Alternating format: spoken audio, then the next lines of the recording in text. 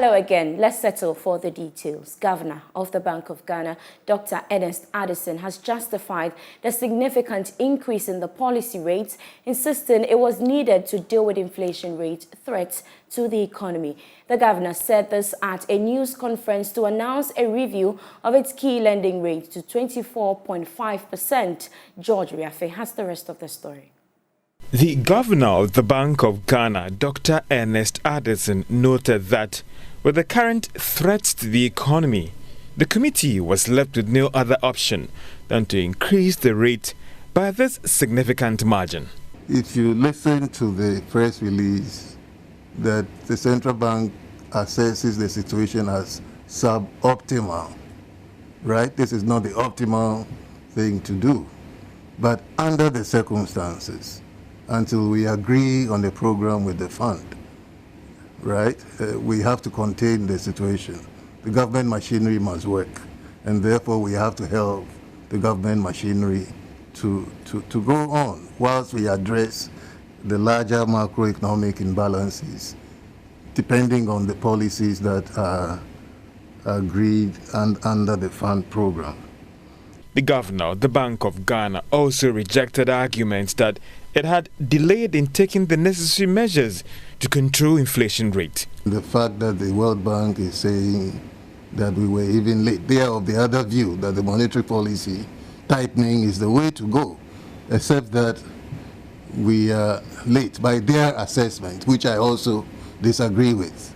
Because if you would recollect, we started this policy tightening as far back as November 2021, right? It wasn't in January when we got locked out of the market that the MPC started tightening rates. We had already foreseen, issues of prices rising. And therefore, in November 2021, we did our first tightening of the monetary policy rate.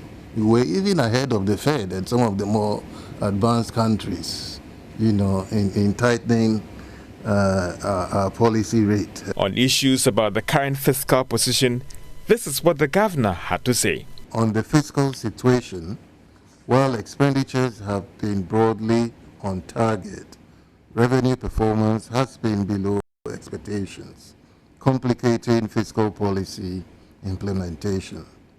Financing of the budget so far has predominantly been from the banking sector, with the central bank absorbing a larger share.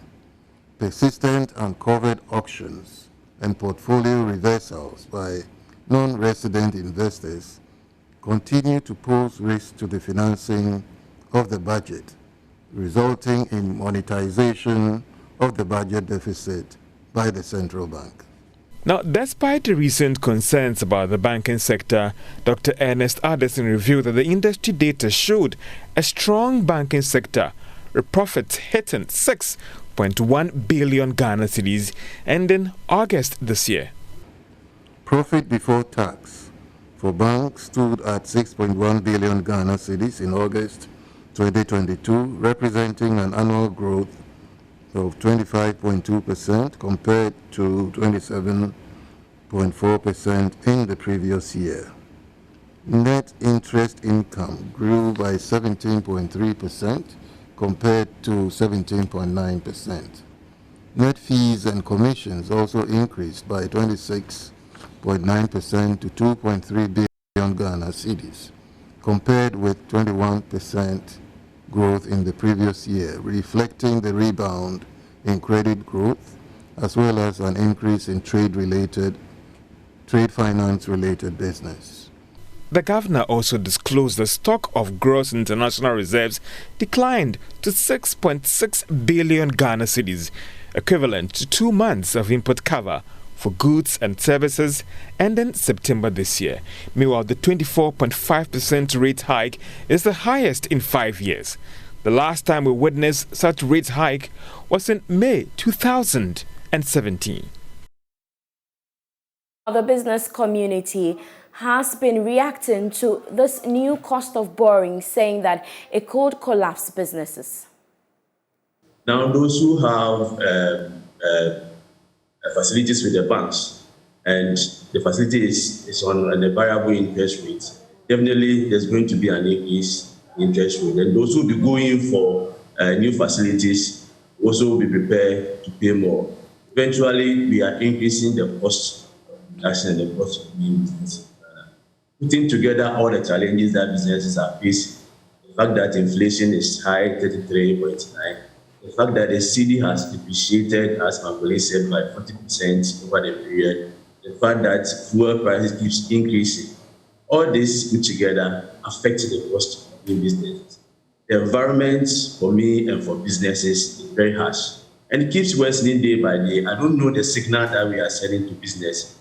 Businesses are collapsing.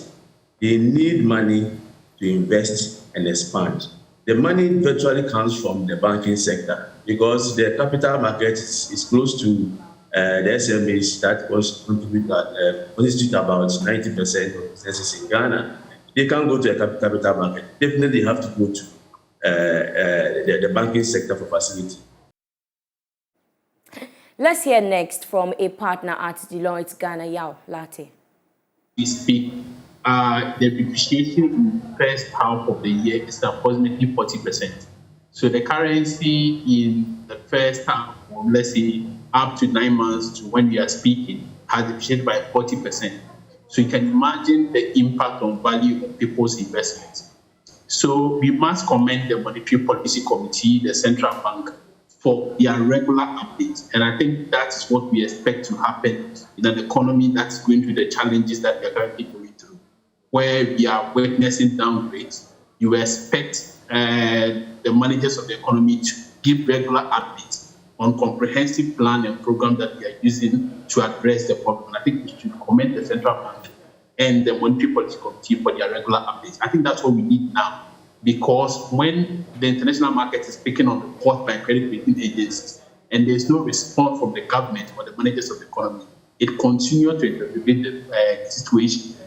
That said, I think what the Central Bank and the Monetary Policy Committee is trying to address is the disproportionate rate, as we are seeing. So currently, inflation at 3.9% from the Ghana Fiscal Service. So if inflation at 3.9% and treasury rate from the, as indicated by the Bank of Ghana, is 29.7%, there is a 4 percentage point difference where you are telling investors that if you invest, or those who have invested in short-term securities, the return on your investment is negative, because by the time you cash out your return, inflation is 4% more than the return on your investment.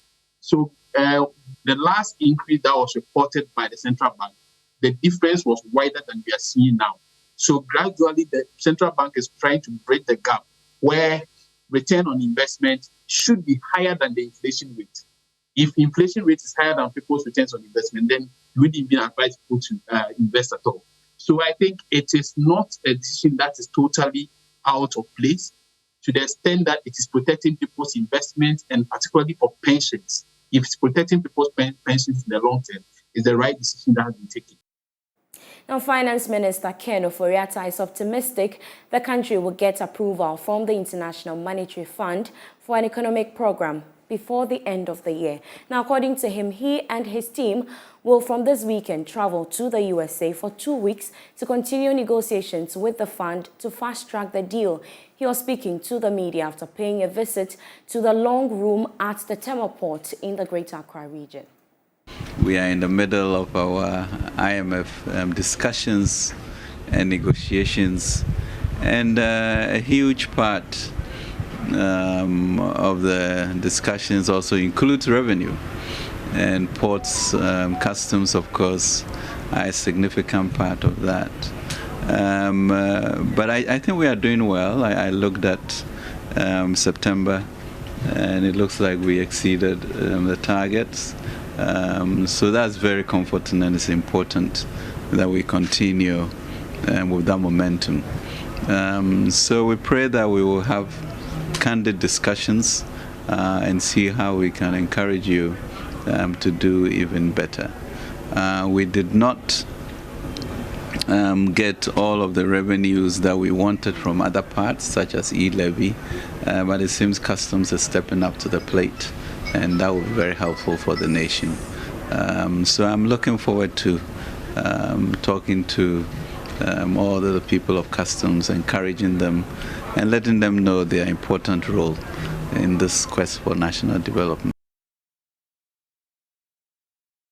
Now, away from that, the Electricity Company of Ghana has assured that it is ready for a fair hearing with the Public Utilities and Regulatory Authority, PURC, which could lead to payment of compensation to some customers that were affected by the recent challenges it had on the metering system. Speaking at a media engagement in Accra, Chief Executive for the ECG, Samuel Mahama, however, described as unfortunate move by the PURC to issue a directive without hearing his side of the story. He promised to pay the compensation, but on a case-by-case basis.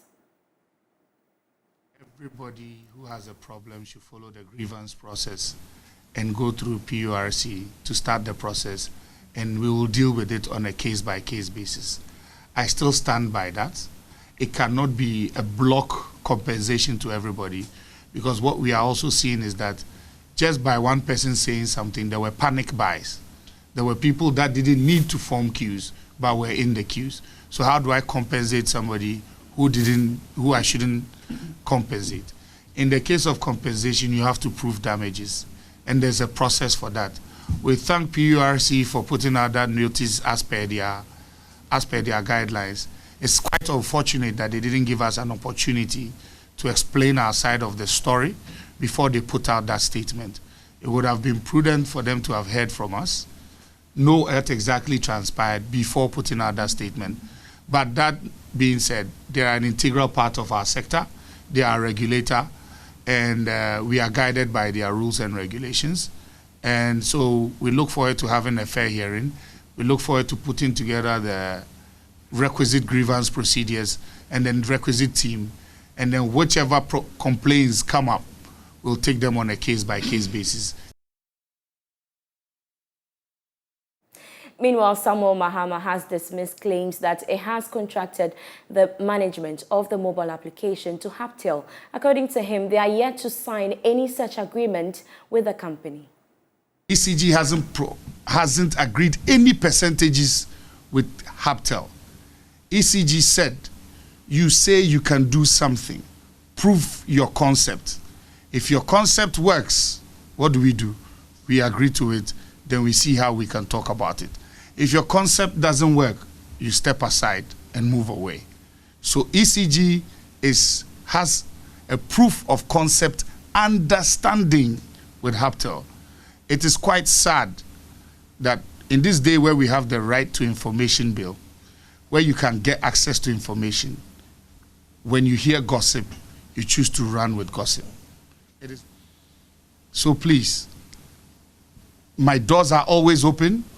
ECG hasn't attempted, will not attempt until the proof has been, until there must be proof of that said concept. What I would do for myself privately, I should be able to do for ECG. I would give an example. If you go to buy a piece of land, you'd have to do a lot of searches to know what it is before you actually do what? You go ahead and purchase. So if that's the case, why will I do that and take up a whole national security asset and dump it like that? Again, I must repeat, there is no contract with Haptel. It's at a proof of concept stage. They are attempting to prove their concept. If they are successful, fine. If they are not, we look for other solutions. Away from the ECG, the final phase, which includes having an industry consultation section to take input from players, will determine the kind of rules and regulation to be included for the licensing of experts in the industry. Acting Director General of the Cybersecurity Authority, Dr. Albert Entwibwe-Siako, has been explaining to Joy Business the importance of the consultation process. Here's a report.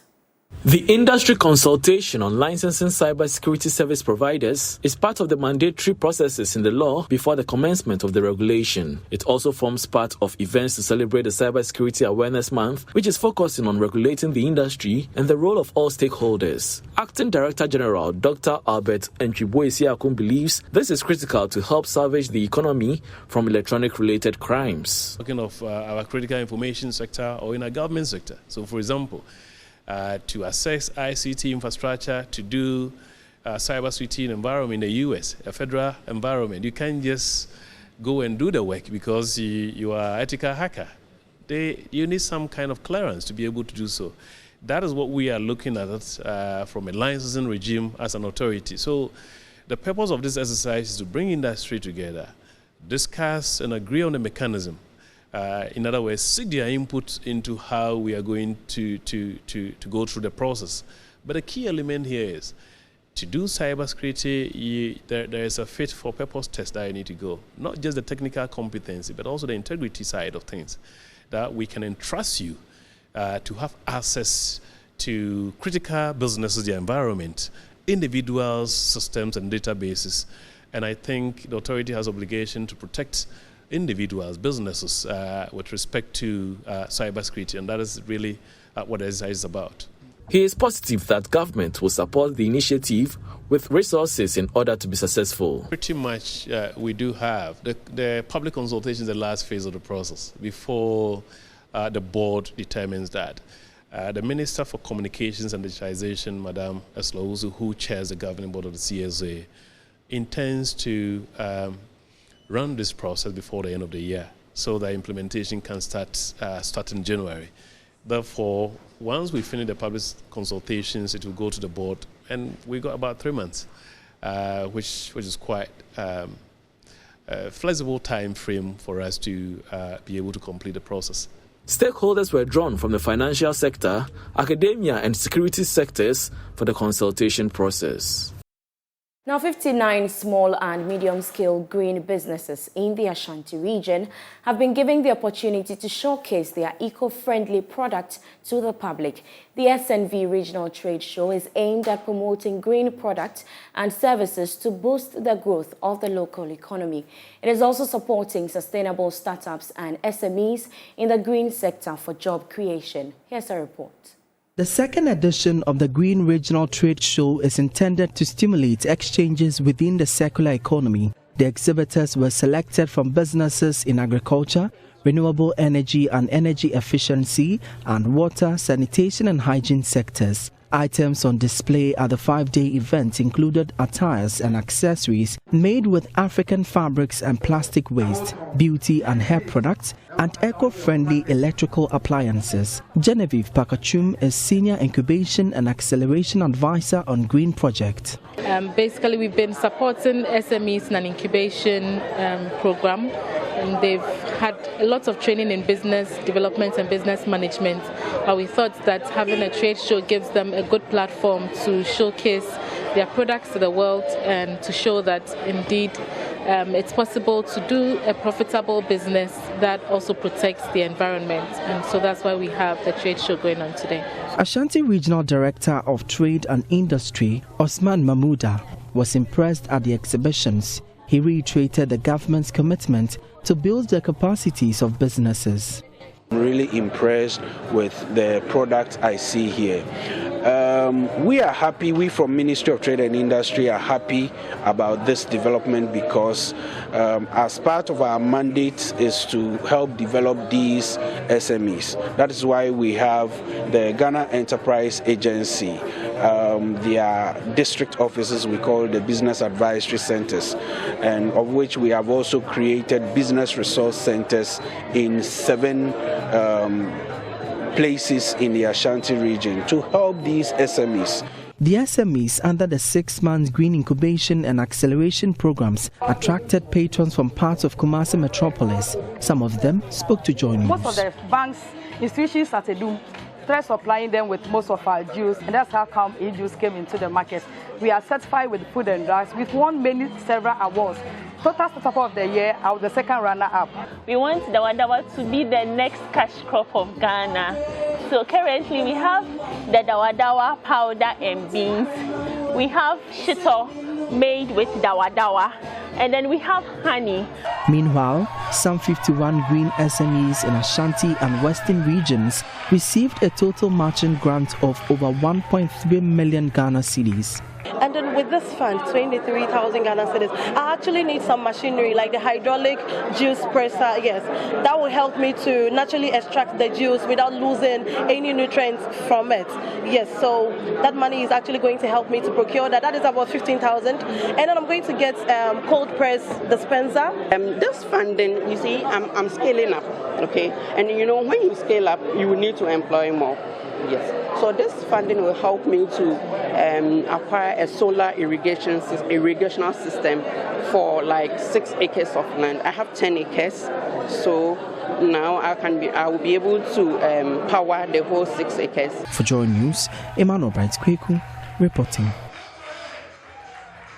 Let's still stay in the Ashanti region as Anglo Gold Ashanti Ghana is pleased with the support of local communities in Obuasi to ward off illegal miners from its concession. The company has had to deal with illegal miners looting large quantities of high-grade gold-bearing materials. Managers are, however, pleased with recent interest of residents to rid the mines of Galamsey activities. Over the years, Anglo Gold Ashanti has struggled dealing with the activities of illegal miners on its Obuasi mines. Efforts have been made to stop the illegal miners, including arrest. Anglo Gold is also implementing a 3-year socio-economic development plan to offer alternatives to the miners. Senior Manager Sustainability, Emmanuel Beidou, is happy with the gains made so far with the support of residents. But what I'm excited about is that we have some time ago where a number of the people in Obuasi would have hailed the illegal miners, would have thrown their support behind them. But we are in a situation where people are saying that, no, leave the mine alone. You are frustrating the mine. And we are not pleased with what you are doing. So from that side, I mean, we can see some significant gains. To keep Anglo Gold's concession safe, security systems have been enhanced at the mine. But it's a gradual process. We are strengthening our security. We had a huge support from government, from the state security institutions. We have a huge support of the security. And I think every day and out, we review our security strategies and tighten out those things. The reason why we talk of security, because it's illegality. And there are some people in our society, I mean, no matter what it is, they would want to thrive on illegality.